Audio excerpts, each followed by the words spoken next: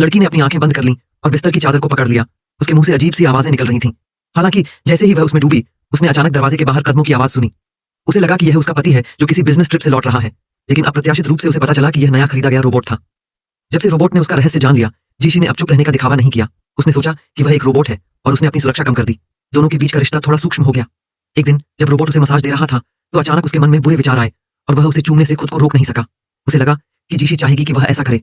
अप्रत्याशित रूप से वह न केवल क्रोधित हो गई, बल्कि उसने उसे तुरंत बाहर निकलने के लिए भी कहा। उसके पति ने शोर सुना और जांच करने के लिए आया। जीशी ने रोते हुए कहा कि रोबोट ने उसके साथ छेड़छाड़ की है, जिससे वह आदमी बहुत क्रोधित हो गया। इसलिए उसने रोबोट को ढूंढा जो उस पर हमला कर रहा था और बिना कुछ कहे उसे पीटना शुरू कर दिया। हालांकि रोबोट का लोहे का शरीर पूरी तरह से बेहोश था और वह दर्द से चिल्ला रहा था।